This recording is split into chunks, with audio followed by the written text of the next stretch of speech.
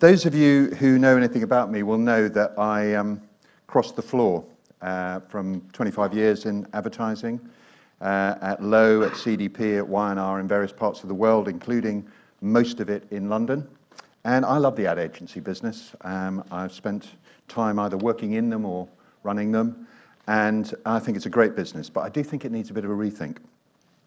Because one of the things that I learned, probably the most profound thing that I learned when I crossed the floor 10 years ago to become Group Marketing Director of Lloyd's Banking Group, was that advertising and agencies, really, the ones that I'd spent all my time in, were much more interested in their own outputs than they were in the outcomes that they drove for clients. Now, of course, you might think that's obvious, but it was actually all about the real in those days. I'm sure it's all about digital these days. But nevertheless, it was about how good your advertising was, not how effective it was. So I'm going to talk a little bit about that and how I've kind of put my own view into practice at TSB. Prior to that, obviously Lloyd's, and then I was at Virgin Media with the campaign you may remember was with Usain Bolt and Richard Branson. And I learned a lot in those two roles because I realized that actually it was all about effectiveness. It was all about the outcomes. And I was tempted back into the world of banking, a world that I don't really like very much, to be honest with you, because I wanted to be a challenger. I wanted to get the big fat banks. So why on earth Lloyd's were up there, I have no idea. It wasn't my campaign. I think it was a bit of a mistake by somebody, but nevertheless, a fine campaign, but not for a bank I particularly like.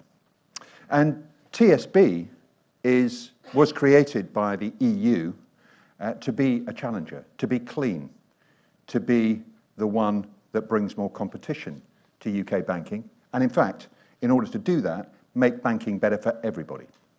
So we're on mission, we've got a purpose, we're clear about what we want to do. And so 3 years ago, almost to the month, we were born.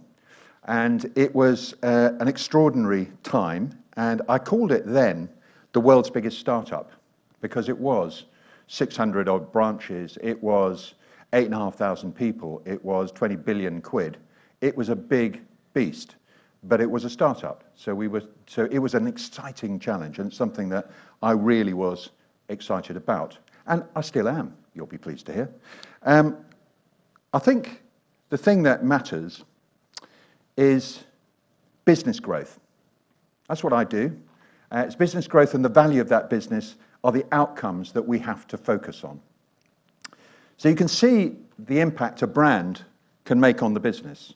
If you look at this chart, it says in July 2012, so this is before the launch, we were going to sell this company. It was called Project Verdi, and we were going to sell it, of all people, to the Co-op. An unlikely concept nowadays, but nonetheless, it was going to be sold for £665 million by the owners at the time, which was Lloyd's Banking Group. By June 2014, we did an IPO in a difficult market. The value rose some 610 million to 1.275 billion. And by March 2015, when a Spanish group called Sabadell valued TSB at 1.7 billion, that was an increase of 425 million on the IPO, and over a billion since July 2012. And that's an unusual situation, I grant you, but not everyone can compare the value of an unbranded versus a branded business in that way. So we looked at another key valuation too. And the brand value is really about measuring the value of the brand as a science, really. It proves that a brand with purpose and values, which is what we set out to be, because we were clean, can be a very valuable thing. And the brand value has grown significantly too. In 2014, Brand Finance, which is a reputable company, as I'm sure many of you know, valued the TSB brand on its own at £507 million, which was the highest growth of any UK banking brand. Now, I know no one likes banks, but that's quite a good result. The Brand Finance at that point told Marketing Week Its recent marketing strategy has been key to its success. Thank you, Russell. And that success continued, the brand value rising further 19% to over 603 million last year. But knowing what kind of growth and the value that the brand should be driving is absolutely vital, as is being able to measure it. I talked about that a little bit earlier on. And many banks and telcos, because obviously I worked with Virgin Media, so I got very involved in that media and telco business. Many of them are price promotion driven, short term, if you like, a short term mindset. And it's what I call, for those of you who haven't seen me before, I call that doom loop behavior. Because what it does, it attracts promiscuous customers with a deal that the existing customers don't get, which only drives more promiscuity and more people to churn off. So we have a very clear model, which I set when I arrived here, and I call it the boom loop. And it's the kind of business growth that we aim to drive, because it's sustainable. When somebody encounters the brand, the experience they have of that creates the brand in their minds. The brand is the customer experience, in my view. And exceptional experiences, wherever and whenever they occur, create advocacy, which is what ultimately, I believe, drives sustainable value and growth. And I call that the boom loop. And we can measure that through a number of key surveys, which all show now that TSB, I'm pleased to say, after 3 years, is Britain's most recommended high street bank. Now, we started from nowhere 3 years ago. So it's BDRC for MPS, it's EY for relevance, and it's KPMG Nunwood for customer experience. So having a clear business metric is really, really important. And being clear about what marketing can do to help it is even more important, frankly. We know exactly what kind of growth we need to drive for the business. Our overall KPI couldn't be any clearer. It's to grow at more than 6% share of flow, 6% of the market. And we were born with 4%. So that's a 50% growth plan. That's a big growth plan. We've achieved that every quarter since we launched 3 years ago. What we as marketers can do is be really, really clear about what we can contribute to that. And so for us, driving non-customer consideration is absolutely vital, and helping convert that and encourage cross-buying. We don't do any cross-selling, that's what other banks do, cross-buying. And of course, ensuring that many of those customers are boom loop ones, that will share our values, that will have a great experience, and therefore want to advocate what is vital for our growth. And of course, it drives volume in the business. So, as I said earlier on, the brand is the whole customer experience. It's everything that it is, and it's all that it is, in my view. And it's important because at TSB, the brand isn't just a logo or an advertising campaign. So advertising does need to rethink itself. The brand is the customer experience, and every time someone meets it, that experience creates that brand. Local banking for Britain isn't just an advertising idea or a brand line, it's everything we do everywhere. Because the brand is the entire customer experience, real success means you can't isolate the effect of any one from the other, because they're all reinforcing and influencing each other. It's not just about the ads, although they are very successful, as it happens. So we don't focus on isolating what each penny has contributed individually. Our ExCo, on which I'm a member, and the board cares about outcomes, not individual outputs. We obsess over everything, developing a big idea and sweating it across every bought, owned, earned media channel, driving it through the culture internally and ensuring it's demonstrated and delivered at every touch point. I am obsessive about such things because the brand exists, in my view, to serve the business and not the other way around. To paraphrase JFK, ask not what the business can do for the brand, ask what the brand can do for the business. And we must keep on working and doing it better, never stand still. So testing and learning, which I've heard a lot about this morning in different approaches and measuring their impact, is crucial. Continual improvement in nudging the dial on outcomes helps us all. We don't look inward at what we're achieving as marketers. We look outward at what we're achieving as a business. So we don't reinforce and encourage divides and even competition between functions and kinds of outputs. We focus on building an ecosystem and a culture where everything works together and the whole becomes more than the sum of its parts. So don't be afraid to break conventions and do things differently. Progress depends on breaking it. So thank you very much, and I'd now like to introduce my panel, please.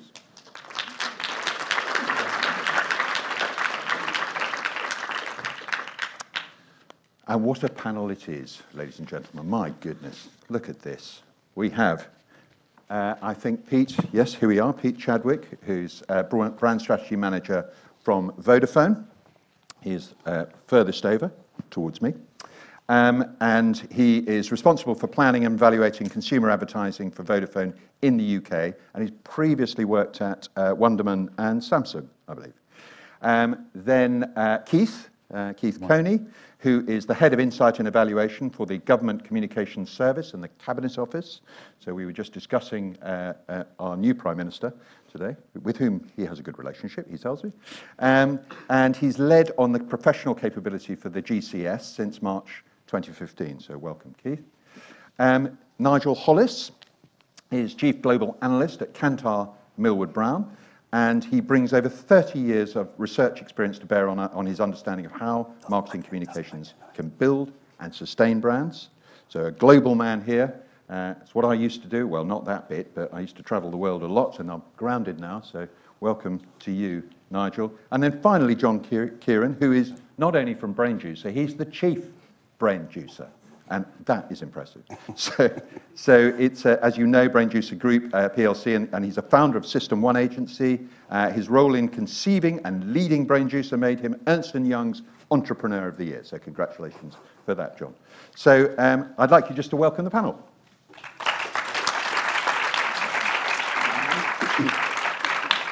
Very good. Well, okay, so I'll put my cards on the table, gentlemen. I've told you how I think we should and shouldn't judge marketing investments. In simple terms, what's what they call the king metric? What's the main metric, do you think, in your organisations, and why it is? Pete, can I start with you? Yes, hi. I guess my focus is about understanding what returns, in a financial sense, we can expect to get from investments we make in media. Mm-hmm. And by definition, I suppose, our return on investment's defined by what consumers do, as opposed to what they say they are going to do. So, you know, in order to prove the efficacy of our media channels and our media investment, we have to look at sales.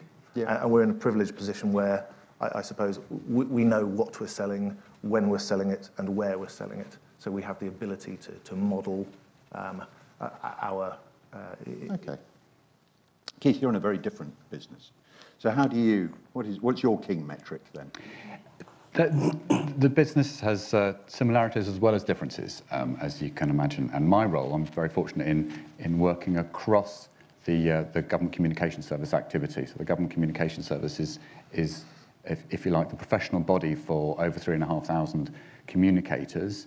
And I work in the group function. So I'm lucky enough to be part of the team that looks at the best performing 20 or so campaigns, whether it's recruiting apprentices, teachers, people in the armed forces, the Great Britain campaign, stopping people from doing things, whether it's driving dangerously or public health. And I think clearly we haven't got, there's no one single measure that matters, but we do in government have to be very, very mindful of both the long-term outcomes, business outcomes. Why haven't we got enough teachers? Why are we falling short of numbers if we indeed we are for apprentices or armed forces? And why as a nation do we weigh more than we should do? But we also have to be on point for what are we doing about it? What have we done about it in the last week or the last few months? What initiative is coming down the tracks that's going to have a short-term effect? So we do have to juggle the long-term, the business outcomes, if you like, with the short-term. Can I just ask a supplementary of that, Keith? So how far is that political? I think it's immensely political because I'm lucky being a faceless bureaucrat as opposed to our ministers who are who are there in the front line and have to account for the performance of campaigns. So we have a ministerial board, and just as you sit on your executive team board, and colleagues here will have shareholders. In a sense, our ministers are responsible to Parliament and to Cabinet for the performance of government campaigns. So our ministerial board does look on a quarterly basis at the performance of our key campaigns, and we have run a very simple red, amber, green system. So those that are on red, ministers will want to know how we are tackling it and what we're doing about it. Very good. Well, probably being Kantar, Millward Brown, and part of WPP, you're no stranger to politics. Tell me, tell me, Nigel, what's your view? What do you believe are the most important metrics? Not only actually for the businesses that you measure, but for your own business. Well, I'm a great believer in the power of brand to create the desire amongst people to want to actually buy one brand over another. And I'm hesitant about using the word desire because that sounds very touchy-feely. And I think we delude ourselves if we think that it's all about emotion. But predisposition is perhaps a better word. In other words, that instinctive and more deliberative combination that makes someone more willing to choose one brand than another. And for me, that is the huge leverage point when it comes to creating brand value. And I love, your boom loop seems to me to be right on the money. I think the big challenge for different brands and different companies is to identify what their boom loop is that's specific to their category and specific to their business. Well, that was a perfect feed, wasn't it, John? It's BrainJuicer. They've So you think it's all about the Nigel emotion? and I next to each other, because we arm wrestle over various things. Well, you think it's all about the emotion, don't you? I do, but just before, because I hate to be too, obvious in these things, the actual metric that we're trying to encourage a conversation with our clients and encourage everyone to talk about is profitable brand growth. Yeah. Deliberately. And it seems such a simple thing because we all dive into the proxy measures and our own measures and how wonderfully predictive they are. But unless the conversation begins and ends with, is this contributing to profitable brand growth, or in a government sense, to the actual change that you're looking for, or in a charity sense, fundraising, whatever it is, it's the same sort of thing. Nothing actually moves. And the conversation we were having before with Paddy, about, we only measure the ones and we try and submit IPA awards for the ones that were really successful. Well, great, fantastic, let's celebrate them. But the vast majority is really unsuccessful. Really unsuccessful. According to our figures, about a third of all advertising in the world has precisely no effect. Okay? Well, it's got better then, because Lord Leverhulme used to say it was half of it. Look, I think we're improving. It hasn't really got better, because the other third is tiny. Okay, so 1/3, 200 billion spent every year, which is basically the GDP of Greece. And maybe there's a connection there, but that is literally wasted. Another 200 million, which in total would get you to the GDP of Thailand, okay, is marginal. Absolutely marginal. And it's really only a third of that money that has demonstrable return. Right. And so I feel it's beholden on us just to, because what you talk about is what you improve. It is what you obsess about. And actually all of the other proxy measures, and of course emotion, it drives everything. But we'll get we'll get to that in a bit. But it's really, are you genuinely having an impact? And I don't mean on sales the next week. That's one of the things I know we'll talk about. You have to understand that brand building is a long-term thing. You have to measure it just like the IPA papers managed to do, and do it successfully over the long term, and actually see whether you're making a contribution, a profitable contribution, not just buying share. Well, I do tend to agree with you on that, John. I believe strongly in long-term growth, and I guess a lot of it comes from a background in in the classical world of advertising, where long-term campaigns were all actually about sustainability over a long period of time, and whether it was Heineken beer or Hamlet cigars or whatever it might have been back in the dark days before the war when I was doing it, there were some fantastic long-term views. But a lot of you make a good point about the long versus the short. And would you say, I mean, if I were asking you, Keith, you've got different reasons why an immediate impact is really important, whether it's the sales culture at a telecoms, which I understand well, which is a great pressure, and to be honest, I have it too. But there's the need for short-term delivery, both from a commercial point of view and a political point of view. You've got to make sure it happens. So tell me a bit about that. Yeah, sure. I guess when we started looking at the ROI problem 3 or 4 years ago, we were staring at a situation whereby we had inconsistent methods of evaluating different types of media. Digital's very immediate, very kind of apparently accountable. Offline investments less so, and as far as that was concerned, we were talking about consideration and awareness and more kind of touchy-feely, softer measures. And that didn't seem to work for us when investment decisions were being made that affected the totality of our investment based on a bit of accountability here and some less immediate stuff over there. So, I mean, the system we've developed allows us to put everything on an equal playing field. And, when... remind me of your question. Yeah, so we're talking really about short-term versus long-term. So, I've said we model to sales, and that sounds like a very short-term thing to do. It certainly does. But the fact is, when we look at what an advertising campaign has contributed, we can do that now on a short-term basis and on a long-term basis. Okay. So we evaluate everything, and where we see campaigns that are working harder on the long term, we're able now to put a value on sticking with a message for a long period of time. Before, we would never have been able to do you think it changes the type of message you put there? Because, I mean, Vodafone was famous, as we were talking earlier on, for huge brand building pieces, which you do less of now. No, that's right. I mean, we've been absolutely guilty of doing a lot of advertising to support a product launch when we think a product needs to be launched, and a kind of fire and forget mentality as well. So didn't say that. Well, we've been guilty of it, and I guess now that we can put numbers and we can identify the value of particular types of, so we know that brand campaigns are pulling just as hard as direct campaigns now. We didn't know that before, but the reason we do is because we're able to see the long-term sales effect of some of those activities. Well, that might support your point, John. So tell me, from a political point of view, where you're running a campaign where you need an outcome because it's politically appropriate to have an outcome, or it's absolutely crucial because there's an election coming up. So how do you see that as a tension between a long-term important point and a short-term point-scoring exercise? It is a tension. You're absolutely right, and I think we have to be quite mindful of the space we're operating in.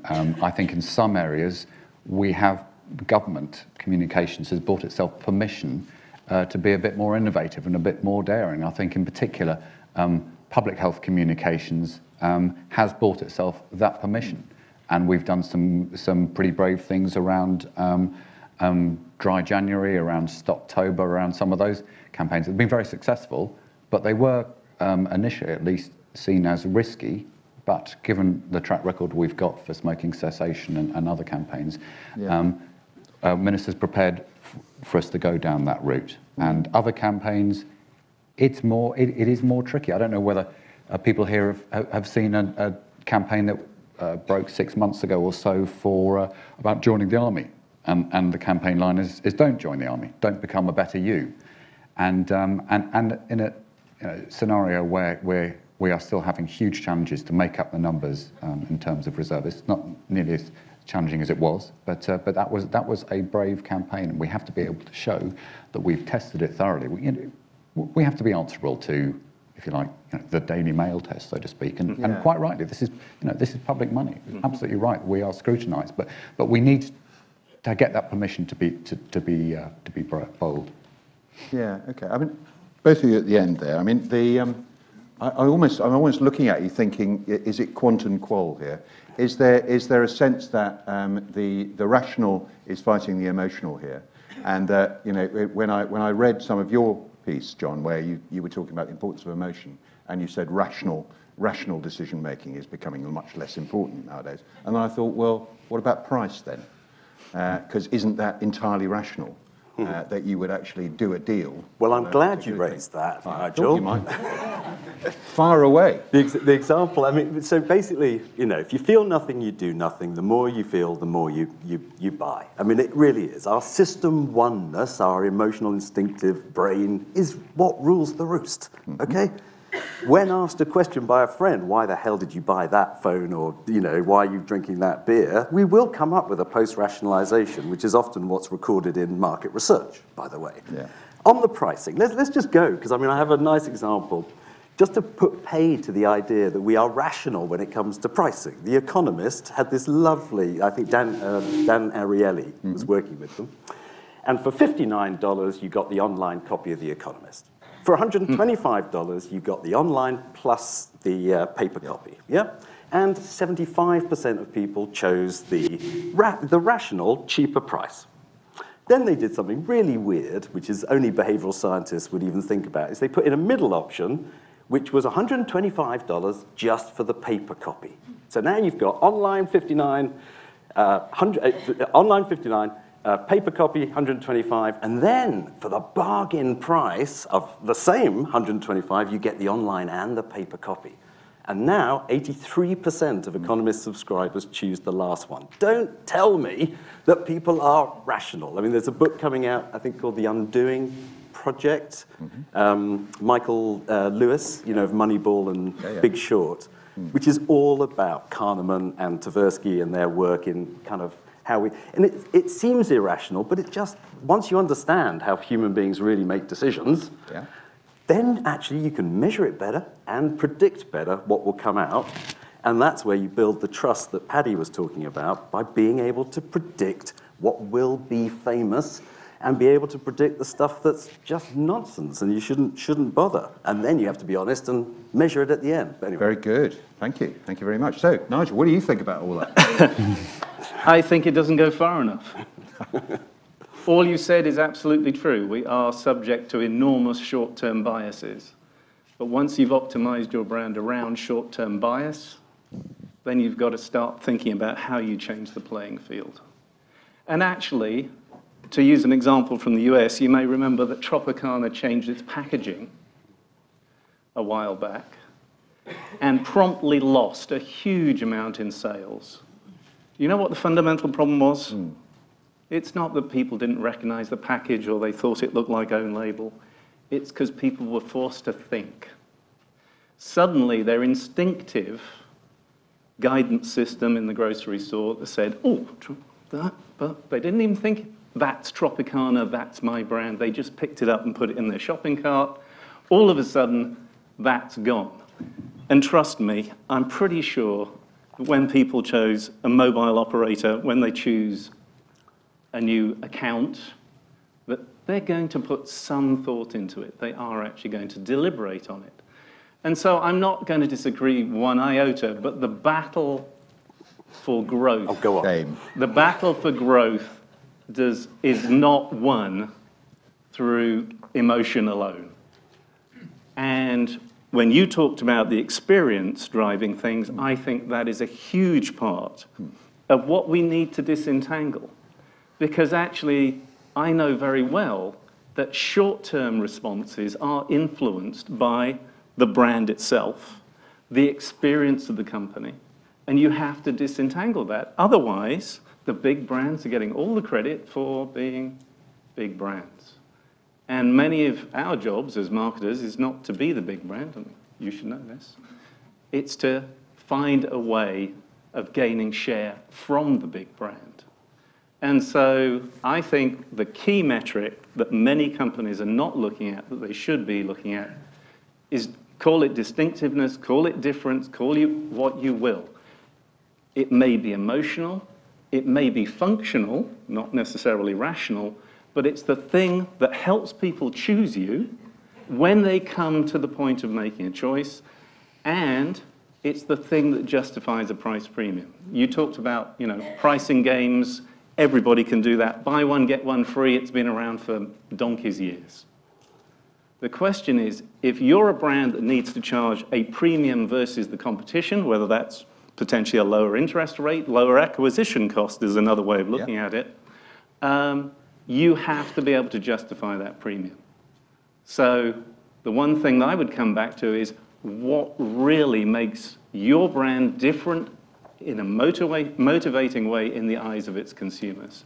But the Ehrenberg Bass work seems to show it's distinctiveness that matters, not differentiation. And USPs and differentiation is still, we did a survey with 300 odd CMOs last year, is still believed to drive marketing success, functional differentiation largely. Do you mean the difference though, John? The difference between differentiation being different from others in your category and distinctiveness mean actually different from everything else? Well, distinctiveness, i.e. the Apple iPod white earbuds, okay? We all know they're not actually very good. I mean, they're definitely not a functional advantage, but it makes it recognizable, the Coca-Cola bottle shape.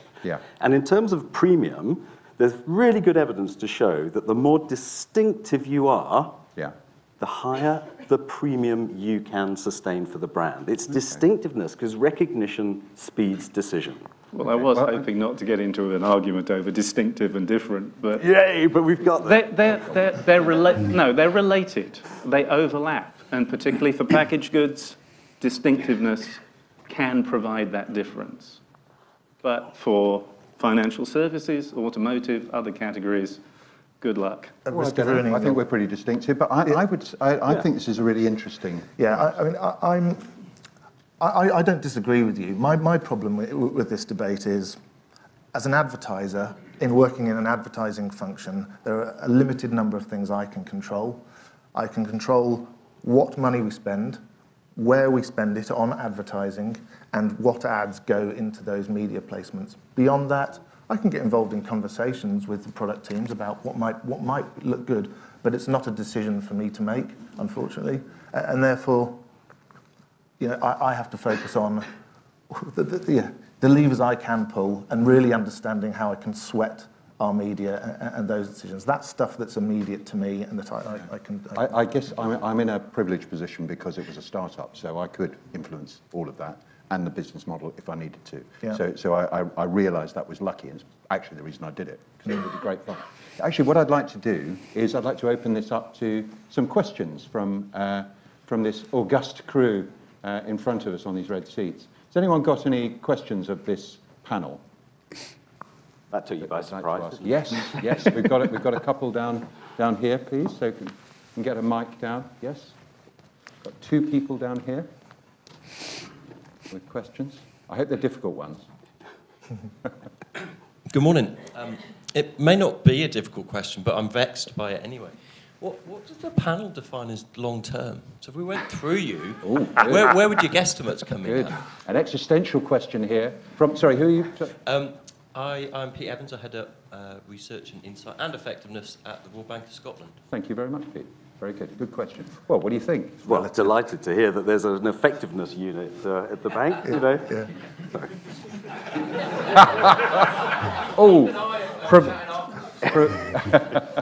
Fair enough. Provocative. What do you think? I guess the simple answer at Vodafone would probably be next month rather than this. I'm being slightly tongue-in-cheek there.